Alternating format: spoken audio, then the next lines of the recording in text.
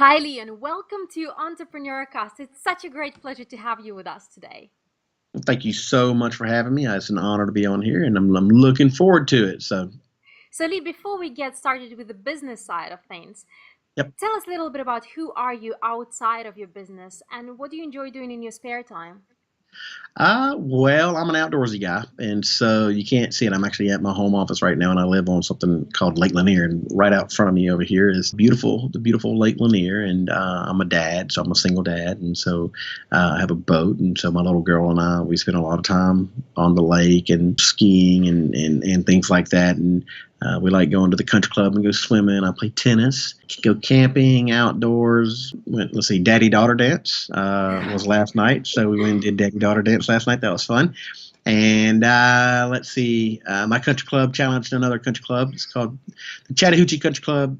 They have the annual Athens, Georgia Country Club against the Chattahoochee Country Club. So that's tomorrow. And so I just like I play tennis, a little bit of competitive tennis, not as much as I should, and spend a lot of time with my daughter and do just fun things with her and anything outdoors that I can get my hands on. So like off-roading and boating and camping and just swimming, beach and travel, things like that. So, you like being outdoors basically and doing all the fun stuff.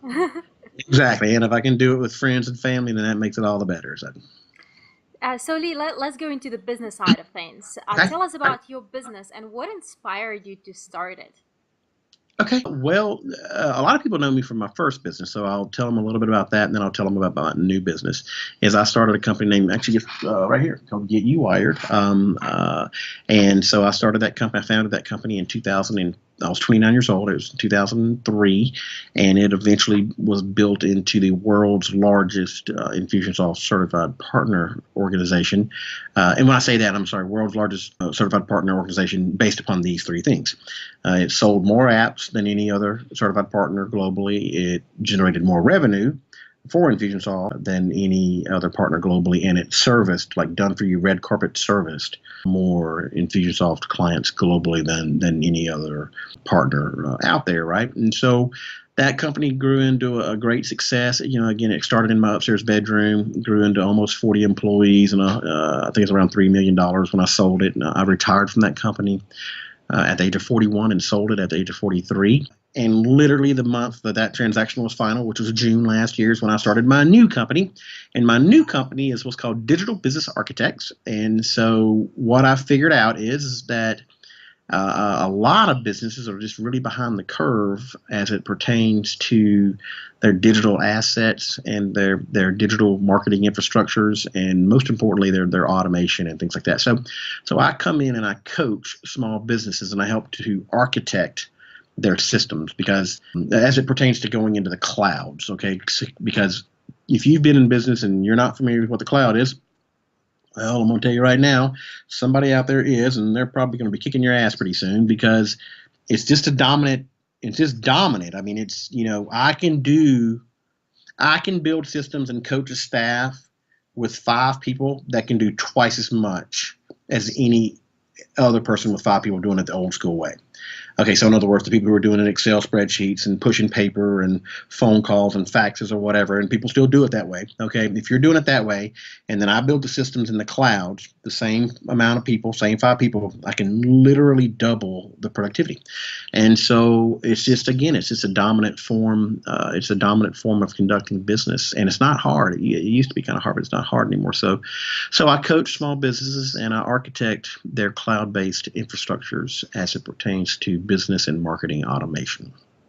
So, just in case if some people don't know much about cloud, Yeah. can you Yep. just go a little bit more into the cloud and how the whole thing works? Because I'm sure there are some people Sure. who might be like, oh my God, what is the cloud? Is it the sky cloud? Okay. Yeah, I know, right.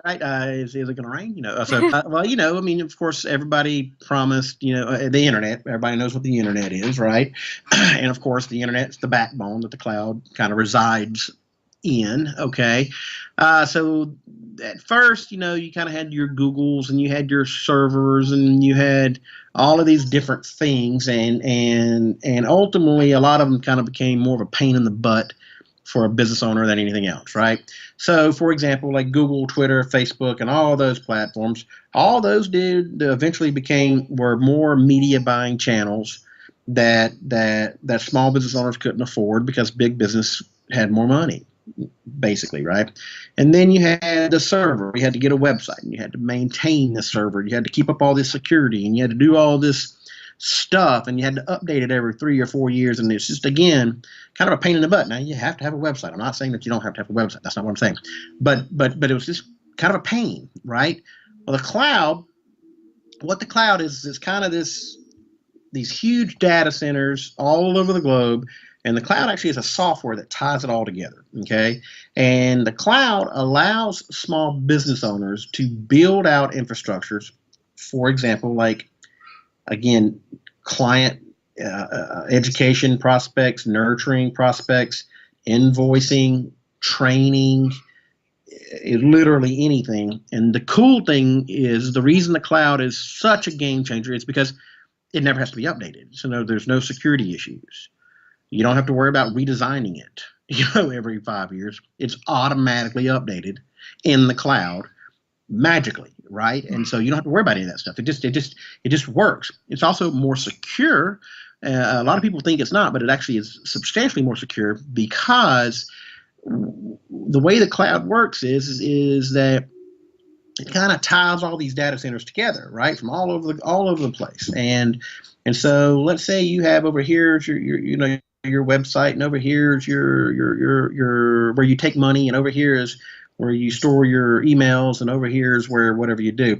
Well, in the cloud, they're all scattered all over. They're not on like one main server, right? Mm. So if somebody wanted to hack into one server, they can go into that server and get everything. They can get credit card numbers, emails, they get everything, okay? Well, in the cloud, they can't do that, okay? Because it's a software. They go into one area, it might send them down this path, and they might get like the first name and email address, but they can't get the credit card information. They can't get this. They can't get everything else. So the data's kind of scattered all over, and that sounds a little bit intimidating at first, but the reality is it's actually a really good thing, because it's constantly maintained in this software, this cloud that updates, okay, automatically, okay, and it keeps your data more secure because nobody can get to all of your data at one time. So it's just an automatically updated system that allows you to scale by clicking a button instead of let's say you build a website and all of a sudden somebody says, well, you got to get a dedicated server, and this happens to a lot of people out there. That'll never happen in the cloud. All you do is click a button to add more storage, and bam, you're done. You're done. Because it's all sitting there waiting for you. You just click a button. So it's a infrastructure that automatically updates, that allows you to do just about anything you can do in the real world without ever having any security issues, I guess would be the best way to explain it. So. And it's not connected to any server? It's not connected to any one server. It's connected to millions of servers all over the globe. So between your, nature time and your business, you obviously do quite a lot of stuff. So what would you say your typical day looks like? Well, I mean, typically I get up pretty early. I get my little girl ready for school. I had a parent-teacher conference this morning, so I had to get up extra special early this morning. So typically get up, I don't know, 6:30, somewhere right around there. Do breakfast for my daughter and get her ready for school, and make sure tell her to brush her teeth and brush her hair, which you would think she would know by now, but still gotta push that one sometimes, and make sure you got clean clothes on, and just all the stuff that whatever, just parent stuff, you know what I mean. And then I get into the office typically around probably it just depends on the day, so 7:30, 8:30, and then at that point typically coaching calls. I have a couple of employees here with me, so we'll do a lot of times we'll do a quick download or something in the morning. Then we get into coaching calls, and I'm doing coaching for the bulk of the day. I only work about 3.5 days a week, just strictly because quality of life. I put my body through a lot of stress building that first company, and so in this second company, I'm kind of setting it up to where I'm delegating first and working hard second. Not to say that I don't give everything I got for my clients. It's just the fact that I want to spend more time with my daughter while she's young, and when she gets a little older and I have more time, then I'll probably dive back into it head first. But But yeah, no, I mean, yeah, it's typical days, probably like most people out there, right? Get up and take care of my little girl, breakfast, get her ready, get into the office, take care of coaching calls and, accounting and banking and CPAs and all that fun stuff, right? And then afterwards, I go pick her up from school, and she, like today, gymnastics at 5 o'clock. So we'll be doing gymnastics. Last night was this morning was parent teacher conference. Last night was daddy daughter dance, and or we're playing with friends, and especially during the warmer months, I'll try to get her out of school, pick her up from school a little bit early, about 4, and so we'll go on the boat, and just kind of stay active, just kind of keep things going. So, but that's a pretty typical day around my world. So nothing super super exciting. Every once in a while I'll break away and do, I'll travel. I like going to going to pretty exotic places. I like doing that kind of stuff. But typical day, this is parent business owner stuff, right? So. So, Lee, throughout our entrepreneurial life, we come towards a lot of challenges. What would you say was your greatest challenge, and how did you manage to overcome it? Scalability. I tried for years. I started my company in 2003, and it was pretty successful. It was about a $500,000 company in the first, a little bit short, at 450,000, somewhere right around there in the first 5 years. And then I actually got it up after the first 8 or 9 years. I got it. No, but after the first 10 years, I got it to about $1.5 million. And so, I was trucking along pretty good. I was doing it. I think by all measures, that would be a pretty successful company, right? And then I hit a wall somewhere around the 1.2 to 1, between that $1 and $1.5 million. And what happens is everything is tethered to the business owner. Okay, I mean everything. I mean, like, all accounting decisions, everything in the company that runs is tethered, like literally, to the business of the entrepreneur, the solo, what I call this kind of a solopreneur, entrepreneur kind of mindset. And so to be able to remove yourself from your company and get the right leadership, the systems, the processes, and the accountability in place to where other people are doing it for you. So in other words, removing yourself from your company is probably the hardest thing that I've ever had to, that I had to, in my business career, I've had to go through. Luckily, a lot of it I was working on instinct, kind of just from instinct purposes. Prior, I had already hired some good leaders, and I was grooming them. So a lot of people make the mistake of not being able to hire good people, and I did have some good people there. But giving up that control, I mean, it freaked me out. I mean, it's like, my little girl's college, my little girl's health insurance, everything, we put it all on the line.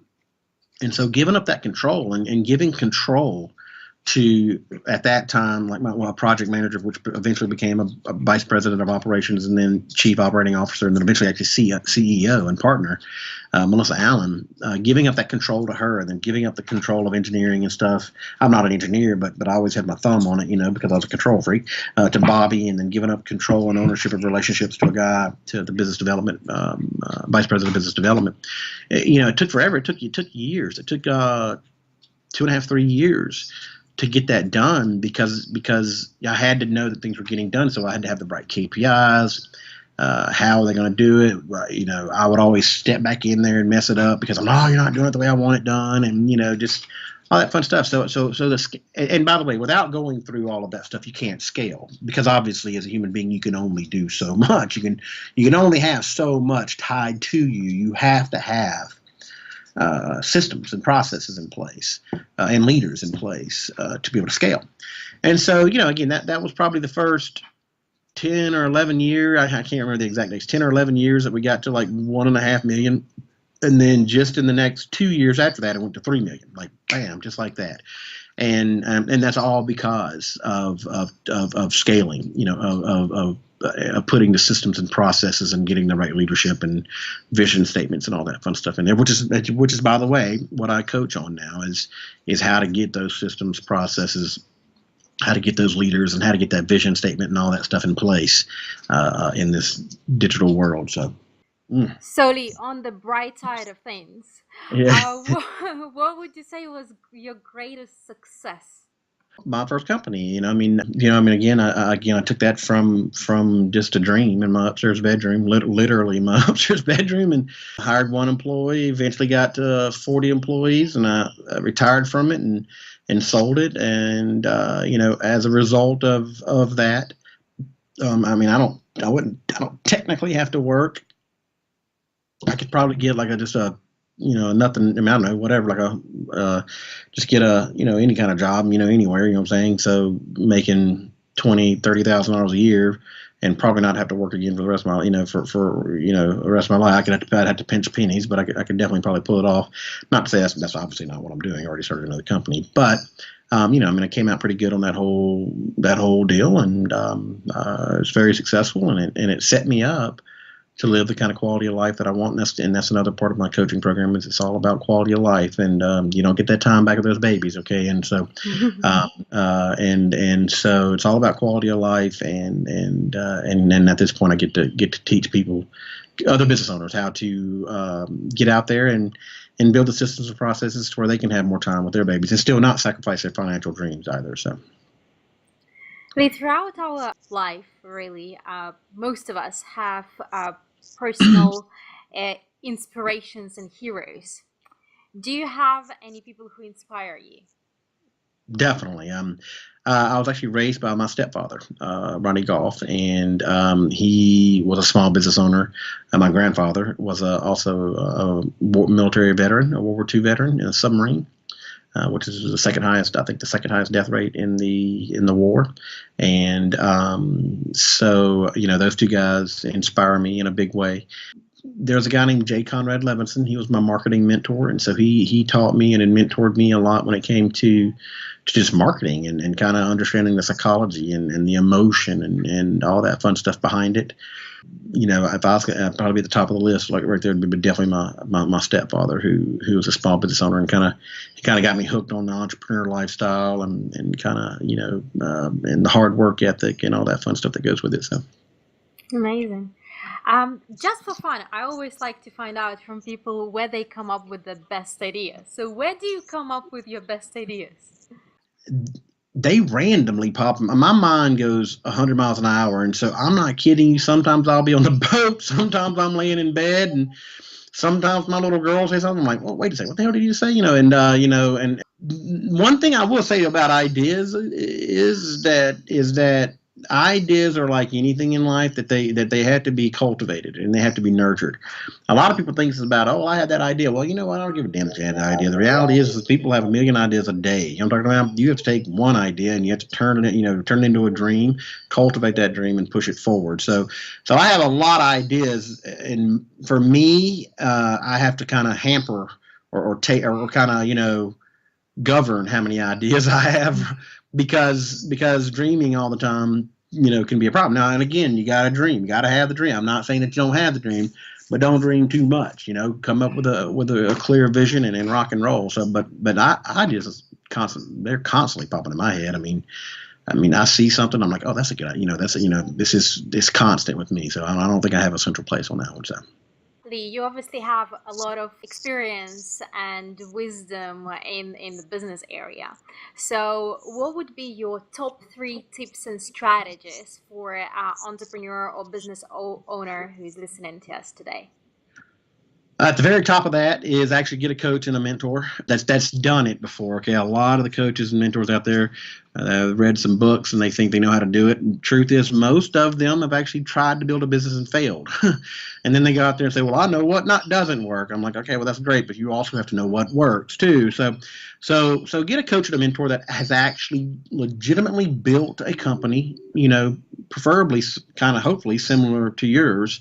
Now, again, if you've built a successful company, it really does. All businesses really do boil down to a same kind of core. There's about 12 things we've isolated over here that really do have to be in place. Vision, leadership, whatever. I'm not going to go through all of them, but get a coach and a mentor who's been there, done that, guy or girl. Never stop learning and standardize. In other words, like. Systems and I keep harping on systems and processes. But if you ever want to be able to remove yourself from the company or retire from the company or even have a business evaluation where you can sell it and get either get investing money or sell it, they will not come in. They are not going to come in and buy your company if everything's tethered to you. If you don't have it standardized and you have a healthy culture and leadership and your systems, your accounting systems are rock solid and your, everything, your deliverable, your product deliverable, your service deliverable, project management and whatever it might be, or, a rock solid, you have systems in place, right?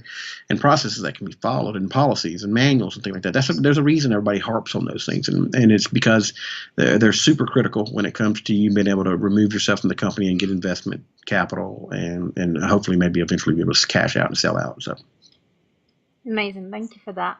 And throughout your journey, did you come across any kind of resources that could help out a listener throughout the daily life in their business and so on? definitely. I'm not a huge reader. I do read, I read stuff. I'm more of a short, so I'll go research stuff and I'll spend 20 or 30 minutes kind of really, really dissecting kind of things like that. But there are a few books and resources and coaches and mentors that have really made a difference in my life. And at the top of that list would be the Guerrilla Marketing book series and The Art of War, by General Sun Tzu. The Art of War predominantly for leadership and strategy and tactics. The exact same type of chain of command, the exact same kind of, in other words, don't ever, keep your friends close, put your enemies closer, and don't ever attack the high ground. And all that stuff applies in business. Don't attack a business that's substantially larger than you without understanding what it takes to kill them. In other words, that's in battle terms. That's don't take the high ground or don't try to attack a dominant force. You might have to head on. In other words, you might have to come around and use the old Potomac and General Washington strategy, to where the British were on one side and they were going to come over the Potomac one day, and Washington knew this, and I can't remember. I want to say they had 4 or 8,000 troops, and Washington only had a tenth of that, had very small amount of troops. And so what did he do that night before? He literally built hundreds of campfires all along the riverbank to where it looks like they had this massive force, right? When they really didn't have a massive force. And in the middle of the night, he actually took his force. He only kept a few people on this side. All they did was run from fire to fire, manning the fires to keep them going, okay?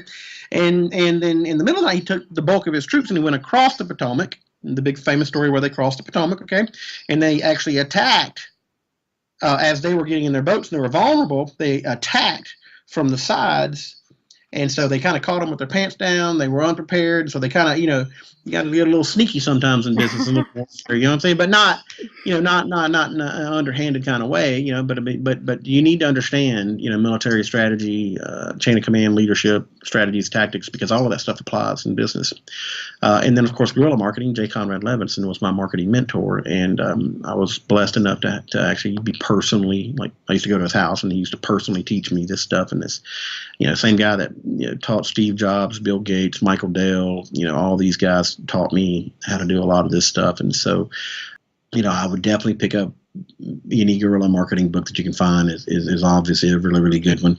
And then I started to go to like masterminds, like higher level groups. The one that really sticks out is called the Elite Forum from Infusionsoft, and I think that you have to be at about, so you have to be close to $1 million in revenue to get an invite into what's called the Elite Forum. And in there they teach you, the reason you have to be at that level is because the leadership tactics and stuff they're really intended for someone trying to break through that glass ceiling. And so, guerrilla marketing kind of got me started out of the gate. Art of War and guerrilla marketing kind of got me out of the gates and got me going, how to get leads and chain of commands and all that fun stuff. And then the Elite Forum is what really helped me get the systems, processes, and fine tune the leadership to be able to scale the business. So I put those right at the top, right there. So Thanks for that. You already touched on some books, but would you say, did you ever come across a book that you could say changed your life?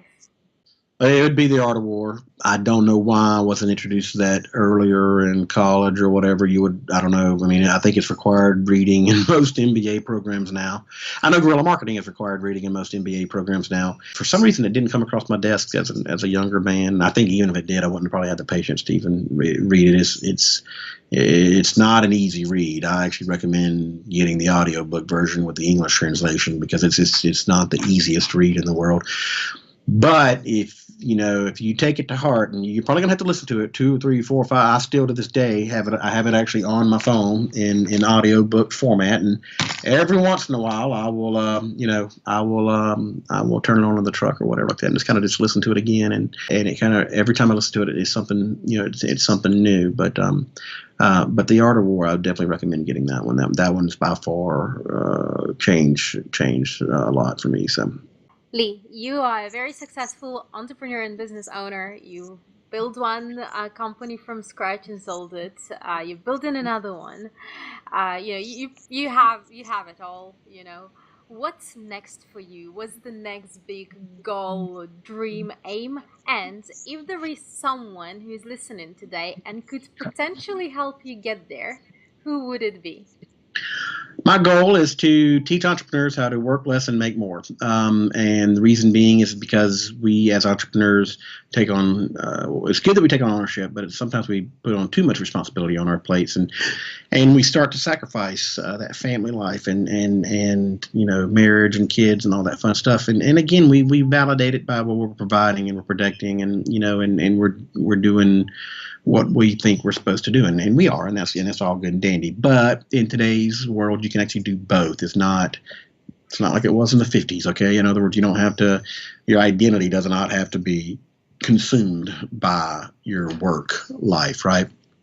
So my mission in life is to help entrepreneurs work less and make more, and I do that by coaching and automation and cloud-based technologies. And so, if there's anybody out there that if there's anything that anyone can really help me with, is I love speaking and I love being in front of other small business owners. And so, if anyone can help me get in front of small business owners, then that would be the route to take, and not just small business owners, but hopefully some even a little more progressive small business owners. A lot of times, the people who have already they already know that CRMs exist and things like that are kind of the ones that I can really help because I can just really knock it out of the park for those guys and girls. So.